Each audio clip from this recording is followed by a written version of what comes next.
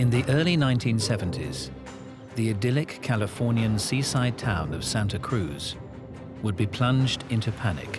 One day there would be a body part found somewhere or washing in from the ocean.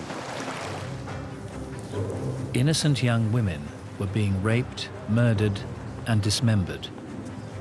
He picked up a sack with the remains and then heaved it over. And all the while, the elusive killer was right under the noses of the cops that pursued him. He had a great personality. He was a likable guy. What kind of man could commit such heinous crimes? He would have oral sex with a decapitated head. Was he a terrible product of his environment? His mother would lock him in the basement room at night because she had this idea that he could possibly sexually assault his sisters. Or was the co-ed butcher born to kill? He just erupted. Ah!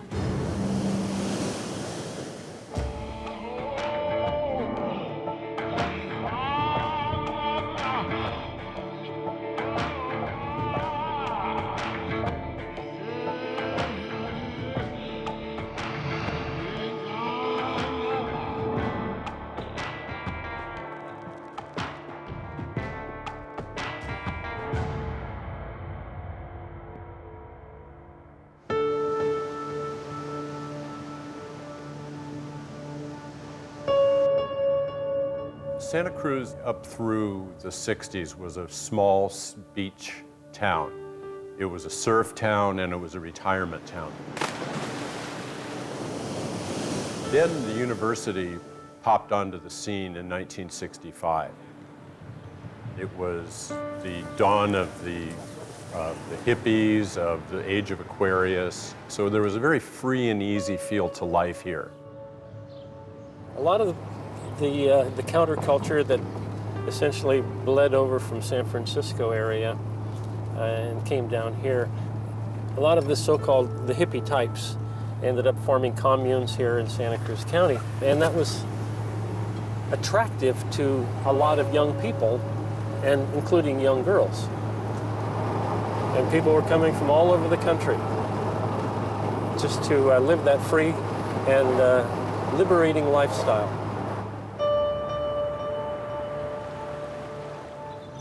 But in 1972, the peace in Santa Cruz would be shattered. All of a sudden, there were bodies being washed in on the ocean. There were grisly discoveries. And the thought was from a lot of people in town, what the hell is happening to our little paradise?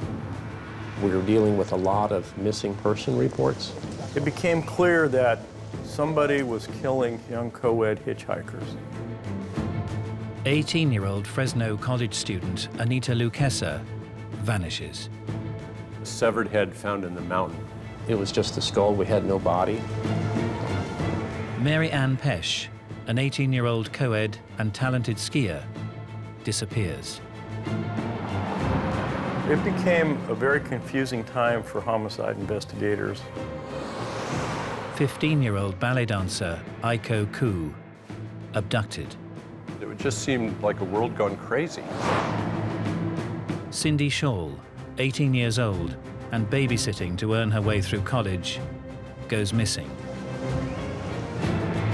I remember at the time very much wanting to get him. I mean, get him off the streets, catch him, put him away. The media christened the mystery killer the co-ed butcher. Whenever we see somebody under the age of 18 who was hitchhiking, we would pick them up and take them to juvenile hall. And there became a big outcry of that we were violating their right to hitchhike, but in reality is that we were just trying to save their lives. And it went on. 23-year-old Rosalind Thorpe vanishes from the Santa Cruz campus.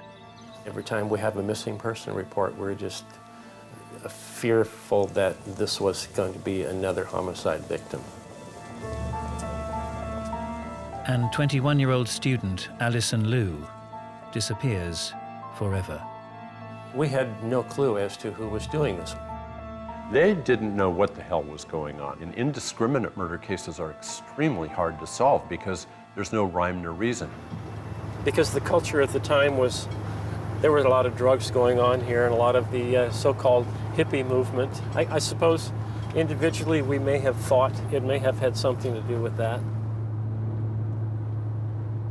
In April 1973, as part of a routine firearms inquiry, Detective Michael Alufi would come face to face, not with a drug-crazed hippie, but with a short-haired, conservative young man, popular with local police.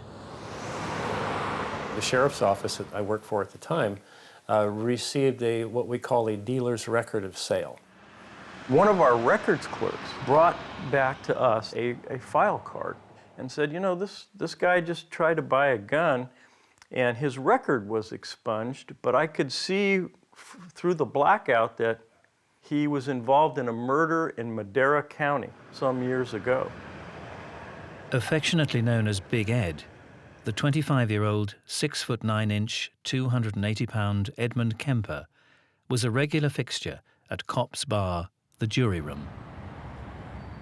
He would come down to a local watering hole that us police officers would go to after work and hang out and talk with us.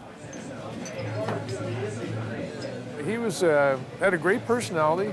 He was very friendly, very outgoing, and he was a likable guy. The discussion became, well, who's going to go take the gun away from this guy? Because when you look at his dealer's record of sale, he's 6 feet 8.5 and 285 pounds. So he's a pretty big guy. So being the junior detective, I drew the straw. There was some apprehension involved, just due to the guy's size. Big man, big gun, and little old me. Although unfamiliar to Alufi, the gun owner was definitely not considered a suspect in the co-ed killings. Big Ed lived with his mother on a pleasant, peaceful suburban street. But the address was unclear. We parked right there, and we looked around, couldn't find much of anything. There were several places that had basically the same address, so we weren't sure which one was his.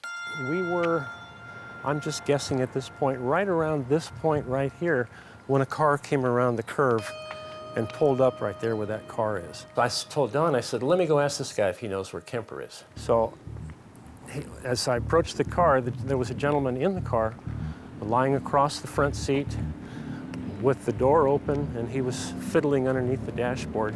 And I was just about to this point when I said, excuse me, I'd like to speak with you for a second. When he got out of the car, he got out of the car, and he got out of the car, and he got out of the car. And immediately I knew that this was Mr. Kemper, the man I was looking for, because he towered over me, and I'm 6 feet tall.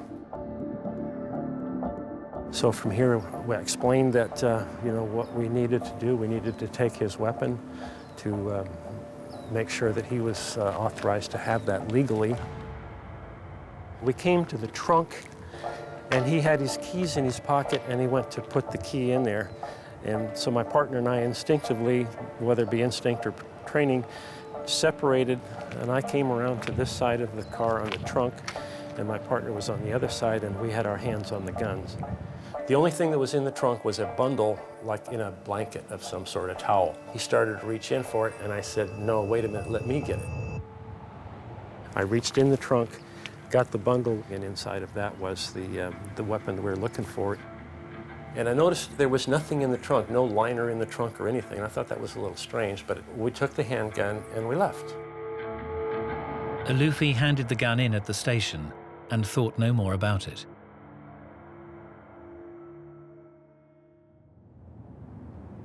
Two weeks later, 5 o'clock in the morning, Officer Jim Connor is on the night shift when he overhears a colleague taking a call from the gun owner.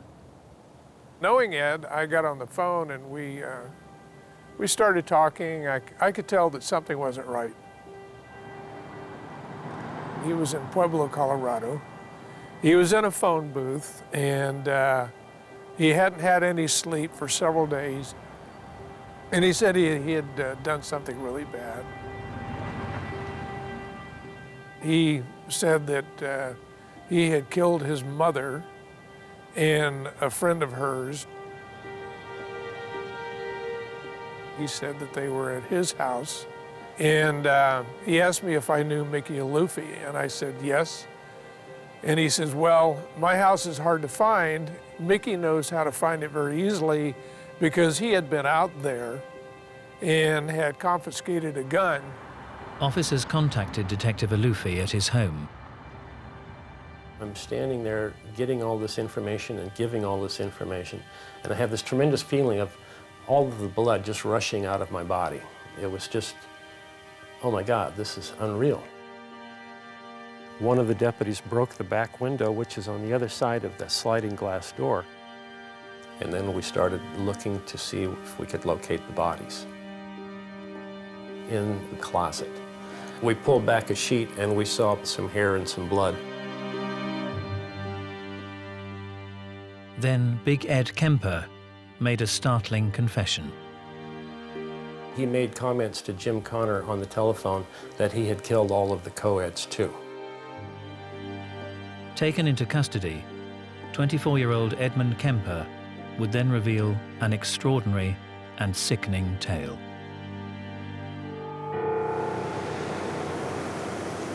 In the early 1970s, the Californian beach resort of Santa Cruz had been stunned by the mysterious disappearance of a series of young college girls and a catalogue of gruesome discoveries.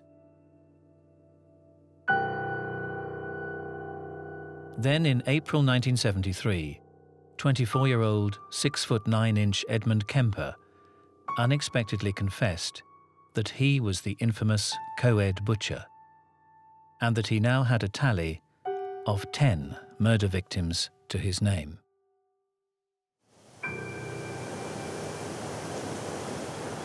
Taken into custody, he would now reveal his extraordinary story.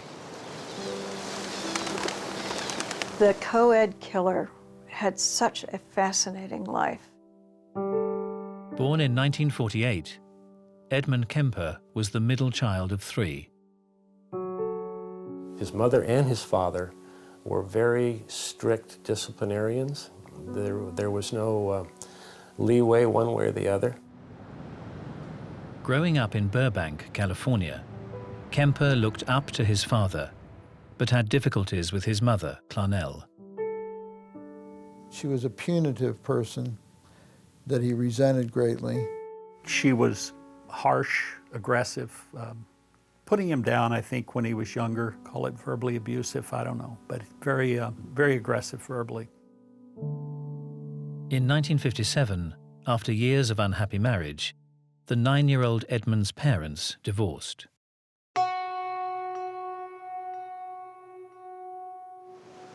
Clarnell, Edmund, and his 2 sisters moved away. Kemper was already behaving oddly. He showed a lot of pathology as a child. He would cut off the heads of his sister's dolls, in other ways deform the dolls. At 10, he had made a comment that if he ever had to kiss his teacher, he would have to kill her. And when you think about a 9- and 10-year-old at that point having that kind of a thought process, you begin to wonder, you know, what is it about him? The young Kemper was developing a violent fantasy life. He moved from dismembering dolls to harming animals. He admitted once burying a cat alive, later digging its body up to play with. There's many serial sexual murderers that have a background of killing cats, torturing cats, tormenting cats. Why cats? Because cats are a female symbol.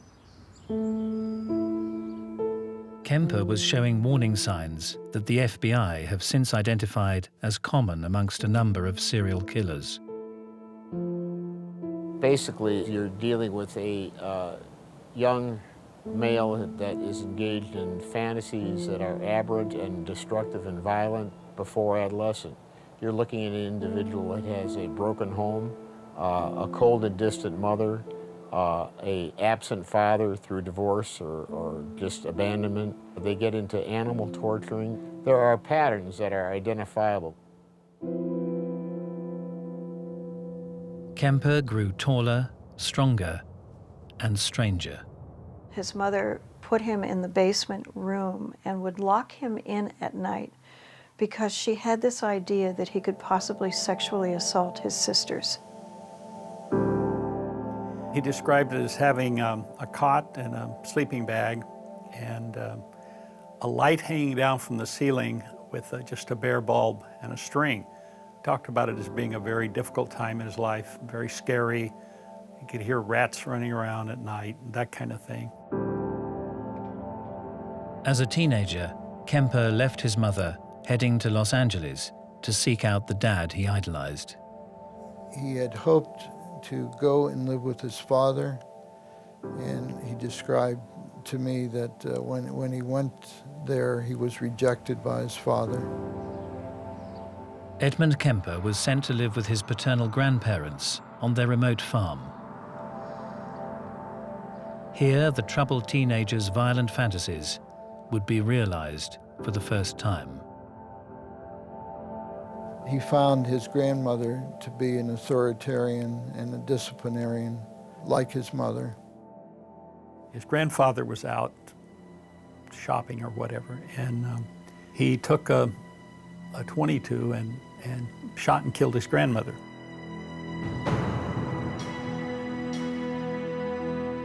When he realized his grandfather would be coming home and finding his wife dead, they were elderly, he decided he couldn't allow his grandfather to go through that trauma. So when his grandfather came in, he shot and killed him. He said he didn't want the grandfather to suffer knowing that his wife was dead. It's the most bizarre statement. I mean, you don't go out and just shoot somebody to keep them from finding out that their wife is dead.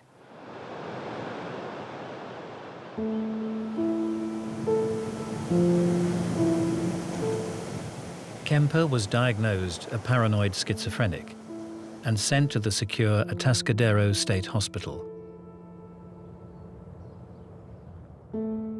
That was a very harmful place for him to be institutionalized. He certainly learned a lot of bad things. Dr. William Schanberger was one of the facility's staff. In those days, we had 1,600 patients in the hospital. There were probably several dozen people who had committed murder. 800 mentally disordered sex offenders. We had psychology staff of only 10 people or so. Although not Kemper's therapist, Schanberger would have regular contact with the inmate. Ed is a bright fellow, and that was obvious when you were talking with him. He was kind of a model patient. The likable Kemper soon became a trusted assistant to the psychology staff that dealt with the hundreds of sex offenders. He had so much access to the records, and there would be detailed descriptions of the methods used in carrying out the crimes, techniques of deception. Remember, he was 15 when he went into the mental hospital, and he really had never had any sexual experience at all. Generally, what you'll find is that the child will pursue these violent fantasies, and in adolescence, the sexual element will come on board, and they will have sexual fantasies that develop along the lines of using people as an object rather than a partner. They want to do something to somebody, not with somebody. He had a fantasy life. He described himself as masturbating numerous times during a day when he was in the mental hospital. As part of his duties, Kemper had access to the hospital's psychological test papers. Kemper was very smart. He knew what psychiatrists and psychologists wanted to hear. He knew all the criteria for different diagnoses. They treated him, and I think they thought they cured him. After 5 years in the secure hospital, Edmund Kemper, now 20 years old and 6 feet 9 inches tall, was released.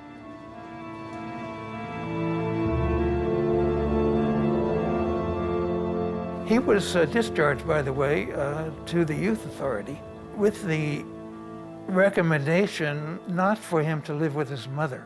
Unfortunately, the youth authority didn't follow that advice, and he wound up living with his mother. His social life, I'd say, was very inadequate as he described it. Felt particularly inadequate around women. So I think he was lonely. Here is a young man, he's 21, 22, and he probably never had a date in his life. Probably have the usual interest and needs to connect with women. What can you tell someone about yourself? That I murdered my grandparents and I was in a mental hospital for the last 5 years of my life. I can't imagine how difficult it would have had to be. That doesn't excuse anything, but it, in my mind, describes the situation. So he started picking up co-eds, and some of them he wound up murdering and doing even worse things at times. In custody, Edmund Kemper would reveal to investigators the full horror of his extraordinary crimes in minute and graphic detail. It's about as serious and complex series of sexual pathologies as I've come across. He said a lot of things that they're kind of disturbing. In 1973, after the disappearance and murder of half a dozen young college girls, detectives held Edmund Kemper in custody. And the 6 foot 9 inch killer was eager to talk. Leading detectives to the scenes of his crimes, he would explain his murders in chilling detail to anybody who'd listen. He talked and talked and talked, and just gave every bit of information you could ever dream of. And he goes into great detail about the things that he did to these girls. Most of the serial killers I've worked with fall into two distinct types. One group of serial killers will never like to talk about their offending behavior at all, whereas the second group of serial killers are desperate to talk about their killing. They're desperate to be at the heart of the story. He said a lot of things that they're kind of disturbing. Investigators learned how Kemper had taken months to develop his strategy for abduction. He spent a lot of time traveling all over Central California and even down into Los Angeles. And what he would do is he would find hitchhikers and he would essentially do a practice run. As he would drive off with the young women, he would look over at them, think about fondling their breasts, and have great sexual curiosity about them. Over numerous trips, Kemper honed his harmless persona and perfected his plans. Only then did he feel confident enough to act out his fantasies.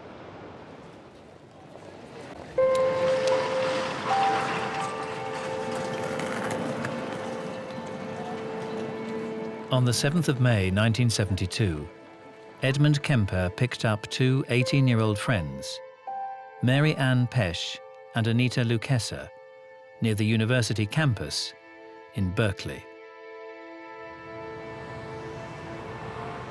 They would get in the car and he would drive off, and immediately he would say, "Oh, I don't think your car door is closed."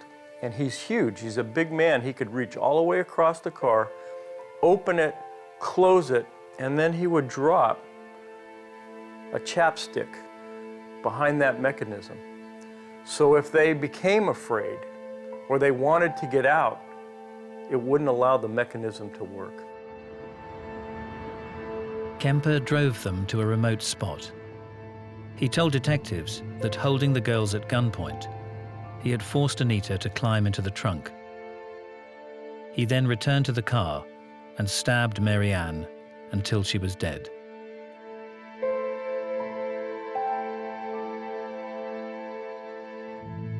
Just think about Anita Lukesha in the trunk, listening to her best friend being stabbed and hearing her screaming.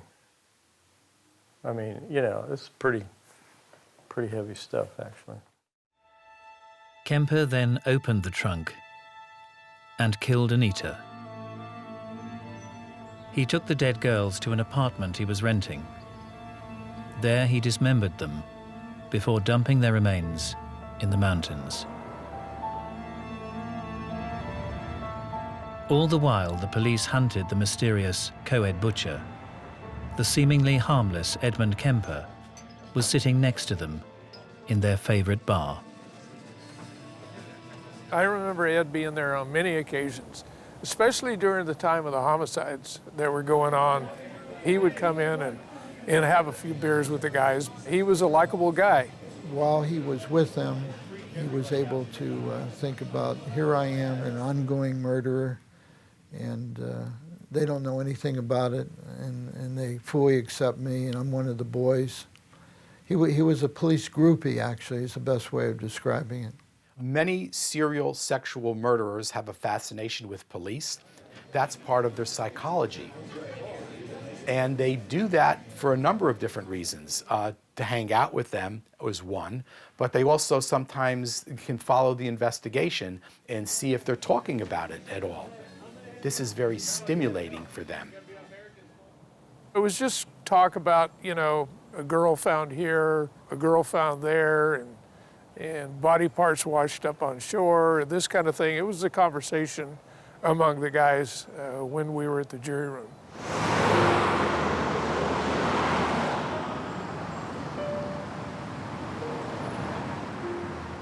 On the 14th of September 1972, Kemper spotted 15-year-old ballet student Aiko Ku hitchhiking. She'd missed her bus and was worried about being late for a dance class. She had made a sign because she missed the bus. She needed to get to San Francisco. She was very young, small, easy to overpower. Got in the car. He drove across the bay to San Francisco, but unfortunately for her, just kept going. This little girl was terrified, obviously. Kemper bound, gagged, and then suffocated his captive. But it was only when Kemper took his victims' bodies home that he could fully act out his twisted fantasies. With most of them, he would actually have intercourse with the dead woman. He would have sex with her entire body, then sometimes also with the decapitated body. And then sometimes he would have oral sex with the decapitated head.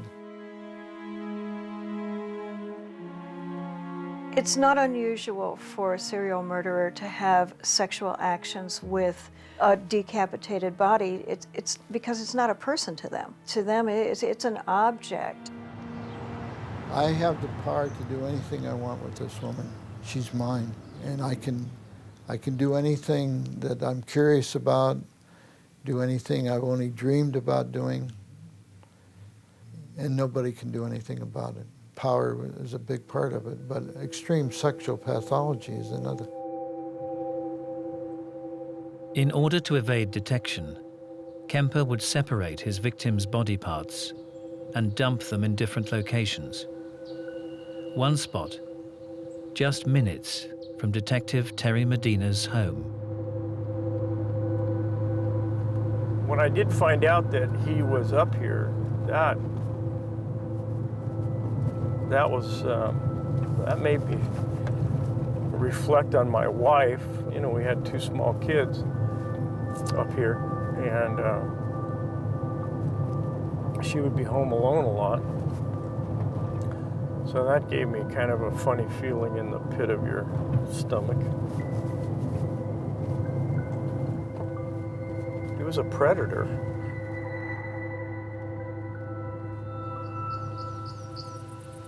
Well, this is would be approximately the place that Kemper parked the car. Very remote. It was even more remote 30 years ago than it is today. There was nothing up here then. It was just in the mountains. Picked up a sack and then carried it right to the edge. And remember, there was no fence here. Heaved it over, and that was the remains of Ikuku.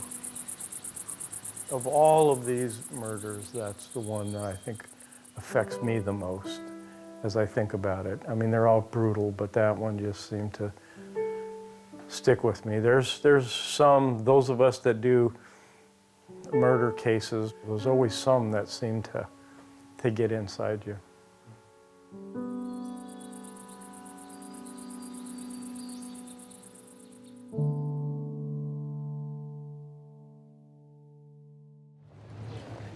Kemper would go on to claim the lives of 3 more co-ed hitchhikers. 23-year-old Rosalind Thorpe, 21-year-old Alison Liu, and 18-year-old Cindy Shawl, babysitter to police officer Jim Connor's kids. She was young, you know, she needed money like anyone else. She was very pleasant, and knowing that she was a student at the university, we felt very safe that we could, you know, trust her with our children. He had shot her with a .22. Kemper took Cindy's body to his bedroom in his mother's apartment. He had dismembered her, but in his mind there was some relationship there. He had an attachment, and he kept her head. Kemper told detectives he'd hidden Cindy's head in his mother's backyard, beneath his bedroom window. He buried it. It was about 2 feet down in the backyard, facing his bedroom window, so that there was some connection in his mind. It was unbelievable, because Ed seemed like, excuse the phrase, a gentle giant, you know, with a very nice personality and likable kind of guy, that he could be responsible for something like that.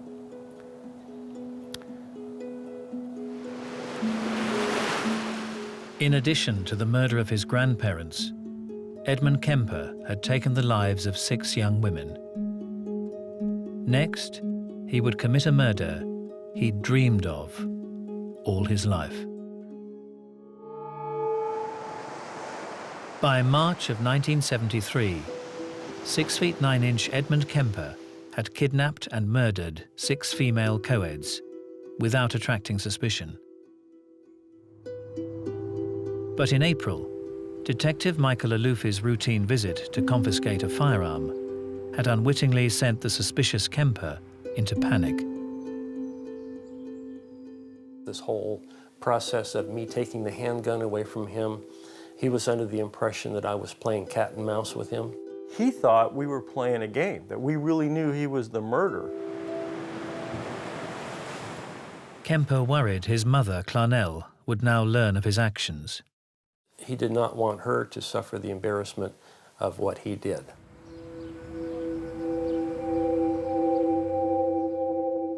Edmund Kemper resolved to finally commit a crime he had fantasized about since he was a child.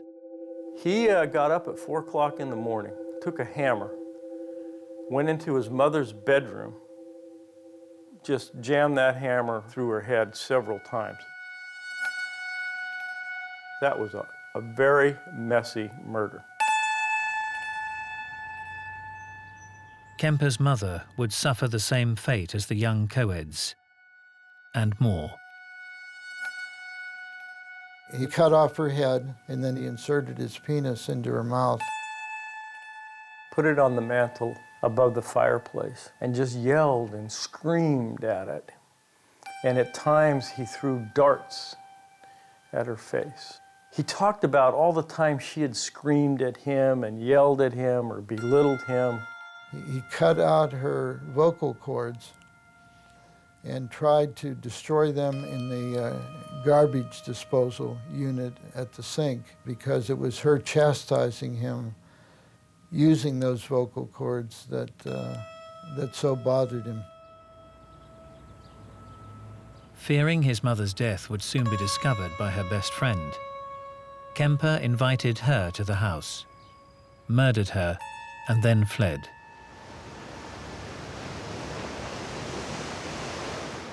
It was only after driving for 3 days without rest that he called the police and gave himself up. Detective Medina was sent to the mother's apartment to process the crime scene.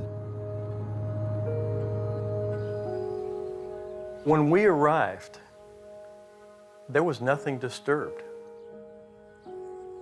It looked like somebody had just left on vacation. We flipped over the mattress, and of course it was soaked with blood. And there was a note there. He left a note that said, "Sorry, gents, for the mess, but really had no time." That's the first time in my career, and I've been in this business 43 years, that, the suspect left the cops a note. The bodies of Kemper's mother and her best friend had been carefully hidden in 2 closets.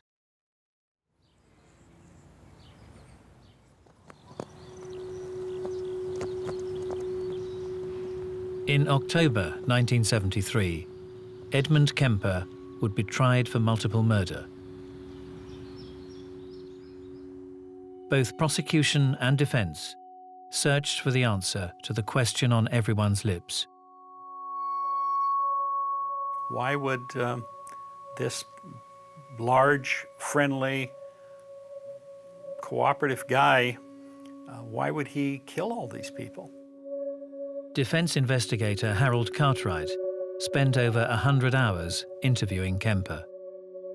I never at all felt threatened at any time by, 260 pounds or something, 6'8" or whatever. And he's an enormous man, but he was just sort of like a gentle giant. But it seems Kemper's demeanor with the opposite sex may have been very different. Cameron Jackson, a graduate psychology student at the time, was asked to perform a standard personality test on him. I was the only person in the room with him, and I read the questions to him, and he was very cooperative. And then suddenly, just out of the blue, he both sort of started to get up, and he just erupted like a volcano and he's like that, and his hands and everything. And I just went like that, backwards. And in immediately came 1 or 2 policemen who calmed everything down. It was just so fast and such an overwhelming rush of anger and emotion and fury. I don't really remember the exact question now that I was asking, but I'm sure it had something to do with women. And I was a woman asking him questions.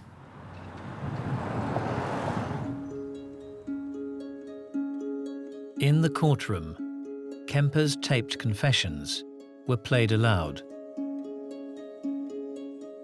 I recall sitting in the trial, listening to the taped confession of Kemper and looking around and seeing the face on the parents of the murdered girls.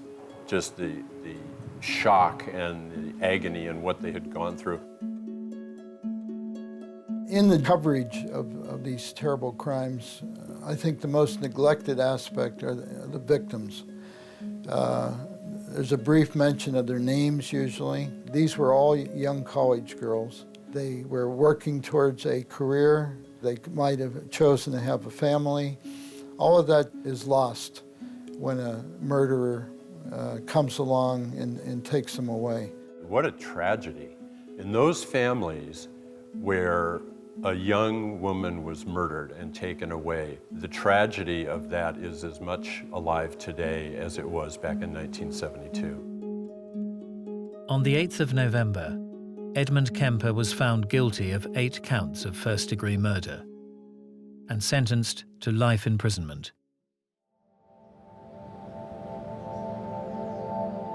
So what drove Kemper to take the lives of 10 innocent victims? Was it his broken family life and the alleged emotional abuse from his mother?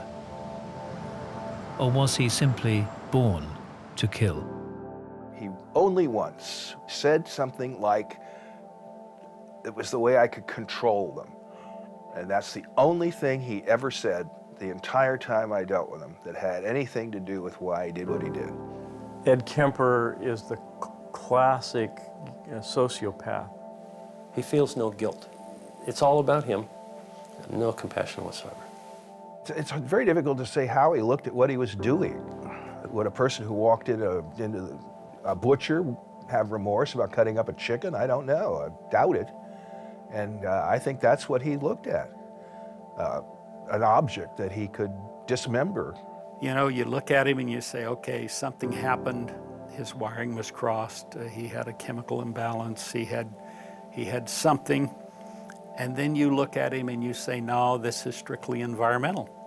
You know, the way he grew up, all the life experiences that he had led him to the point that he becomes this serial mass murderer.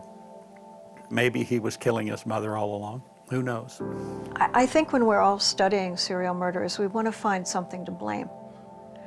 It's got to be this crazy mother that he had who locked him in the cellar, but she must have felt something. You know, people who are around serial killers for a period of time will pick up some type of a feeling. They can't describe it, but they know something. There are genetic and biological factors, there are sociological factors, and there are complex psychological factors, all of which interact. And if we're going to ever reduce and prevent these things, we have to attack it on all these levels. I don't think anybody is born to kill. I think everybody is born with a series of pluses and minuses in their makeup, both physically and mentally and emotionally. I think that things happen to people. Most people are able to cope with it, deal with it. Some people are not.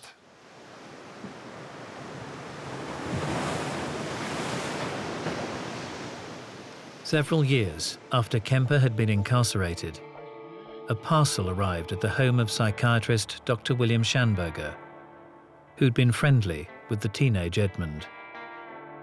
I received in the mail this cup from Ed Kemper. It said that it took him about a year to make, and it's a very, very complex, it's like a battered cup. And on the cup is written also, I beg your pardon. And on the bottom, I never promised you a rose garden. Meaning to be, I think, a very serious apology. I think there is a side of him that would have given anything to be a normal person. I could see that in him. I could see it while he was testifying.